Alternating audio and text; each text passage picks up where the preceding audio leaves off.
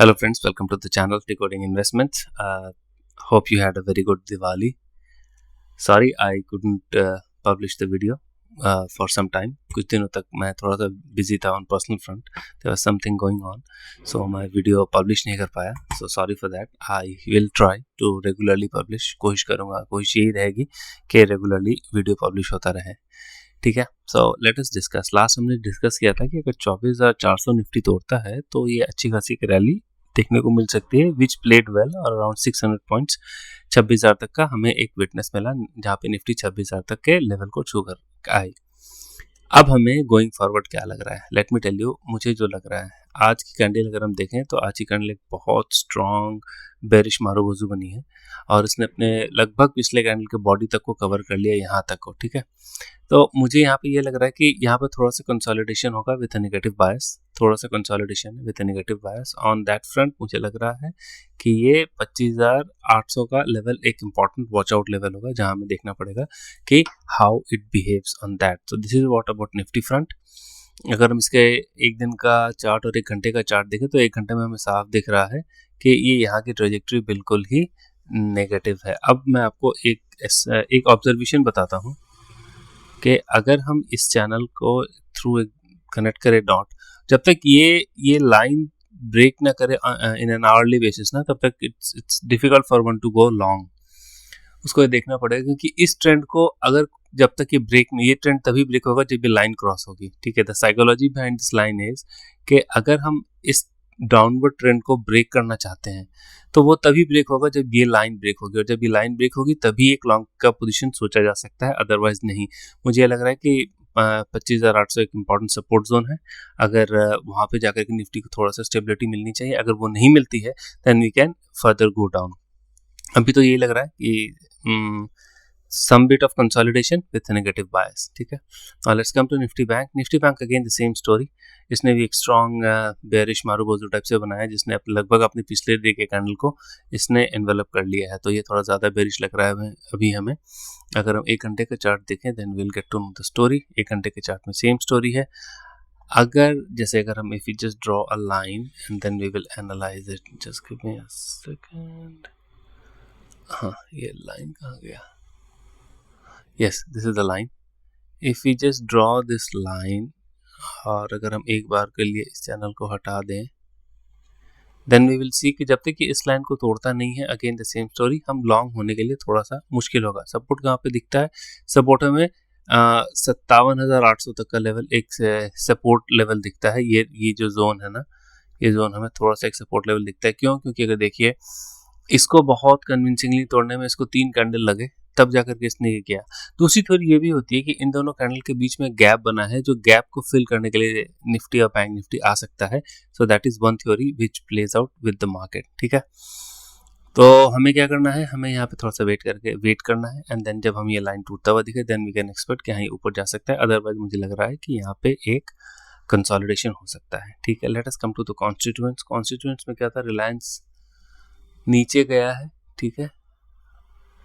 और HDFC bank हमने ये जो रेजिस्टेंस लेवल ड्रॉ किया था वहाँ से बिल्कुल नीचे आया है, वहाँ पे बिल्कुल टच करते हुए वो नीचे आया है. सपोर्ट क्या बनेगा? सपोर्ट हमारे पास बनेगा 1,000 के आसपास का लेवल एक सपोर्ट बनेगा. ICICI bank is again touching it's demand zone, हमने जहाँ पे पहले देखा था. ठीक है. बट चूंकि इसके रिजल्ट्स कोई बहुत पॉजिटिव नहीं रहते, it was okay flat kind of result, तो मेरे ख्याल से इसमें थोड़ा सा लॉन्ग होना मुश्किल होगा. HDFC bank relatively result was fine. ठीक है. उसके कारण मूवमेंट भी देखा गया, अराउंड 940 से 1000 तक पहुंच गया, 1020 तक पहुंच गया. ठीक है. Axis Bank is breaking all heaven, और ये ठीक है. ये एक्सिस बैंक का लेवल हमें ये लगता है कि जब तक ये 1240 के ऊपर है, till that time it is positive and can stay strong. Coming back to SBI ने अपने रेजिस्टेंस लेवल पे एक डोजी बनाया है. ठीक है. मतलब डोजी का मतलब ना ऊपर पता ना नीचे पता, बीच में अटके हुए हैं. That's what it is. अगर इस डोजी के ऊपर को क्रॉस करे लॉन्ग, अगर इस डोजी के नीचे क्रॉस करे then will have to wait for consolidation. ठीक है. TCS IT सेक्टर में न्यूज़ ये था कि इन्फोसिस का एक बायबैक प्लान है, जिसमें इन्फोसिस खुद पार्टिसिपेट नहीं करेगा. So that is something which is positive, और शायद इसीलिए भी ये थोड़ा IT sector went around 700 points up. ठीक है. ये लेवल जब तक है TCS का भी, that is around this line, it can remain strong. अगर ये नीचे आता है तो हमें देखना पड़ेगा कि इस पर डिमांड कैसी आ रही है। ठीक है, भारती एयरटेल अपने रेजिस्टेंस लेवल से बहुत तगड़ा एक उसने रिवर्सल लिया है, तो इसका यही गेम है कि भाई 1840-50 के आसपास खरीदिए और 2000 के आसपास बेच दीजिए, ऐसा ही लग रहा है। अभी तो हमें ये लग रहा है कि यहाँ तक आ सकता है, अराउंड 1970 के आसपास तक एक लेवल है जो यहाँ पे डिमांड बनाएगा, क्योंकि इसी लेवल को तोड़ करके ये ऊपर गया था, तो शायद ये एक डिमांड जोन हो सकता है। Now let us come to the various data that we track. The interesting thing, yes, FIIs ने आज कॉल खरीदा है और पुट भी खरीदा है।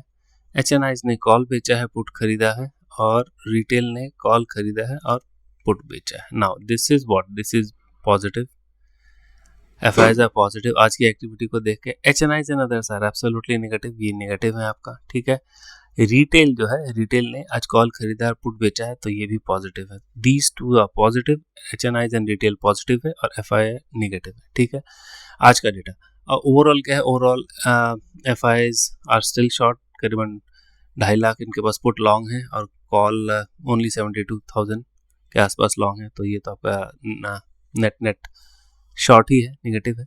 एचएनआईज का देखिए, इवन स्टीवन है, कॉल इन्होंने 91,000 91,000 कॉल बेचा है, 99,000 इनका पुट लॉन्ग है, तो ये भी नेगेटिव है। ठीक है, और रिटेल जो है उसने फिर like always, I don't know what they are playing with, उन्होंने पुट 4 लाख बेच के रखा है और कॉल 7,000 कॉल लॉन्ग है। ठीक है, अच्छा, अगर हम देखें, हम पिछले काफ़ी समय से देख रहे थे कि रिटेल जो है वो काफ़ी समय से पुट बेच करके रखा है, तो अगर हम इसको ऐसे एनालाइज करें कि लास्ट 1 महीने के अंदर मार्केट ने अच्छा मूव दिया, sorry for that, there is some guys going berserk, तो पुट जो उन्होंने बेच के रखा है, तो इससे फ़ायदा रिटेल को हुआ होगा, लेकिन over a long period of time, over multiple expiries, so that is something which is very interesting. अब हमें कल का टेक हमें क्या लग रहा है, we will get to know. FIIs ने यहाँ पे फ्यूचर को थोड़ा शॉर्ट कवरिंग की है, दैट इज फाइन। डीआईआईज ने अपना लॉन्ग को नीचे किया है, कम किया है, दे बुक सम प्रॉफिट।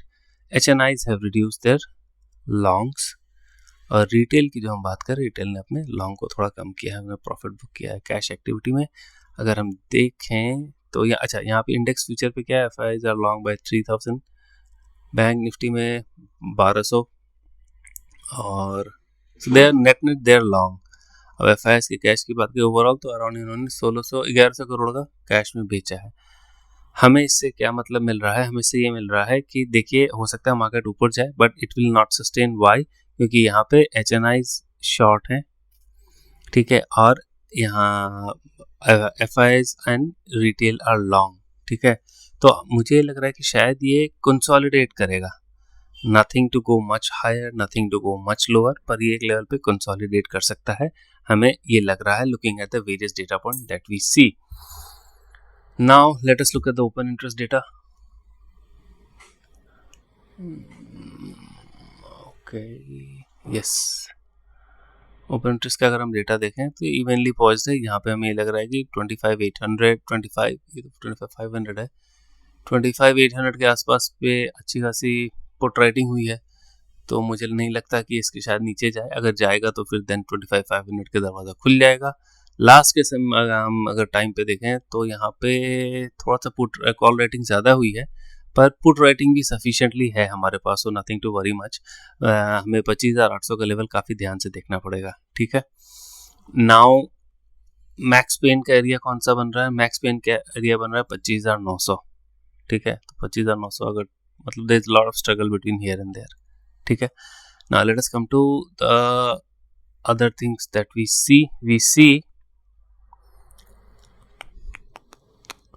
डाउ Jones. Okay, Dow Jones actually मैं आपको बताऊं, डाउ जोन्स अभी जो दोपहर का टाइम पे अराउंड 300 पॉइंट डाउन था। ठीक है, फिर ये थोड़ा पॉजिटिव हुआ और अभी फ्लैट चल रहा है, मतलब 14 point down, there is nothing much to say. तो डाउ जोन्स के क्यूज तो हमें फ्लैट बता रहे हैं कल के लिए। आई डोंट नो कि एंड ऑफ द डे ये कैसा पैन आउट करेगा, पर अभी तक तो फ्लैट ही लग रहा है। US oil has bounced back because of geopolitical tension, और वहाँ पे एक न्यूज़ है कि शायद वो सप्लाई थोड़ी कम हो रही है, क्योंकि यूएस अपने ऑयल रिजर्व्स को बढ़ा रहा है, so there is something to do with that as well. Currency जब ये यहाँ पे एक मैसिव फॉल मिला था करेंसी का, हमें वो मिला था 15 अक्टूबर को, उसके बाद से करेंसी इसी जोन पे चल रहा है। अगर इस लेवल को तोड़ता है it's better for the market, ठीक है। ओके, गोल्ड गिरा, काफ़ी बैडली गिरा, काफ़ी ज़्यादा। देखिए अब मैं आपको एक बात बताऊँ, ये जितने भी स्टॉक मार्केट और अदर एसेट क्लासेस है ना, ये सारे न्यूज़ बेस्ड हो रहे हैं। जैसे कि ट्रम्प का पॉजिटिव टॉक आ गया इंडिया के साथ कि ट्रम्प ने यूनिलैटरली अनाउंस कर दिया कि इंडिया रशिया से तेल नहीं खरीदेगा, तो लोगों को लगा कि शायद कहीं ये इनका जो टैरिफ है ये है वो सारा हट जाएगा, तो वो पॉजिटिव एक ओवरऑल सेंटीमेंट लेकर के आया और उसके कारण मार्केट ऊपर भागा है, ठीक है। वैल्यूएशंस हमारे अभी भी बहुत महंगे हैं, so that is again a very risky part, ठीक है। बिटकॉइन अगर हम देखें, if you look at bitcoin, boy मुझे मतलब वेरी सॉरी टू से, बट मुझे ये भी सुनने को आ रहा है कि देवर मतलब massive losses on positions. I know a guy who has claimed that he lost 2 crore रुपए उसका एक बिटकॉइन के मूवमेंट के कारण, ये इस कैंडल के मूवमेंट के कारण जो ये हुआ ना अराउंड 10 अक्टूबर के आसपास, उसका चला गया। And I also know about a guy जिसके मुझे सुनने में आया कि he had to commit suicide because of the leverage that he has taken and he couldn't manage his position. I respect all the viewers not to do insane trading. ये मतलब there has to be some stop loss, कुछ एक logical reasoning होती है, उसको लेकर के ही trade करें. Do not do insane trading, that is not good.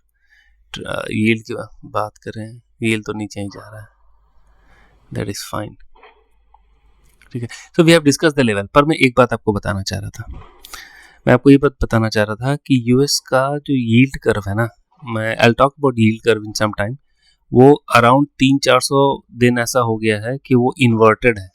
अब उसका यील्ड कर्व इन्वर्टेड होने का मतलब है कि शॉर्ट टर्म इंटरेस्ट रेट है short up long term interest rate, मतलब अगर बॉन्ड आपको लॉन्ग टर्म में 5% दे रहा था और या फिर 7% दे रहा था और शॉर्ट टर्म में 5% दे रहा था, तो मतलब अब क्या हो रहा है कि नियर टर्म जो शॉर्ट टर्म इंटरेस्ट रेट है 1 साल का, जिसको ट्रेजरी बिल्स भी बोलते हैं, वो आपका ज़्यादा लोग इंटरेस्ट रेट ले रहे हैं कंपेयर टू 10 ईयर और 20 ईयर बॉन्ड्स। इसका मतलब ये है कि लोग शॉर्ट टर्म में बहुत रिस्क ले रहे हैं। अच्छा, ये क्या होता है कि हमें लॉन्ग टर्म में रिस्क ज़्यादा लगता है, मुझे नहीं पता मुझे इतना पैसा मिलेगा या नहीं, तो मैं ज़्यादा रिस्क डिमांड करता हूँ। जब लॉन्ग टर्म का कभी भी कोई बॉन्ड इशू होता है तो लॉन्ग टर्म का रिस्क ज़्यादा होता है, 10 ईयर 20 ईयर 30 ईयर, तो उसमें इंटरेस्ट रेट ज़्यादा मिलता है कि भाई मैं ज़्यादा रिस्क ले रहा हूँ तो मुझे ज़्यादा इंटरेस्ट चाहिए।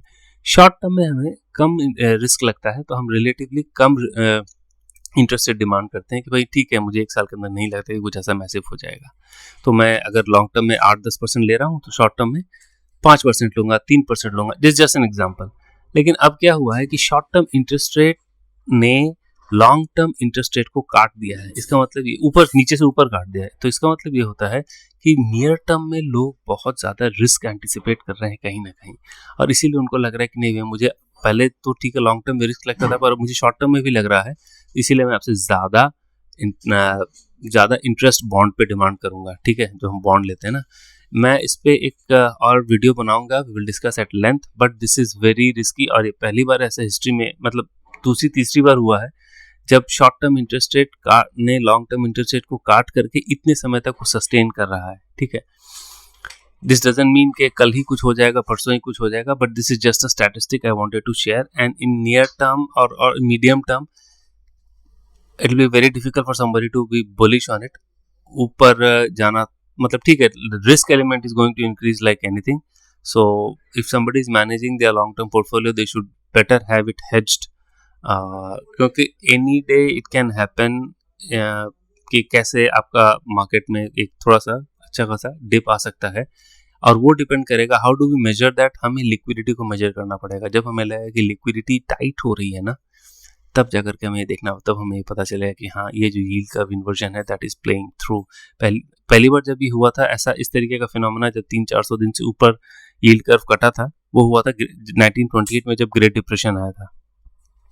2008 के पहले भी ये काम हुआ था, उसके बाद हमने देखा कि कितना मैसिव फॉल आया, और अब ये अभी हो रहा है। I am not suggesting anything, I am just putting forward a statistic. मैं जस्ट आपको एक स्टैटिस्टिक दे रहा हूँ कि one needs to be very very watchful, बहुत कुछ देख करके काम करना है। लॉन्ग टर्म पोर्टफोलियो है तो उसको थोड़ा सा हेज रखना काफ़ी ज़रूरी है।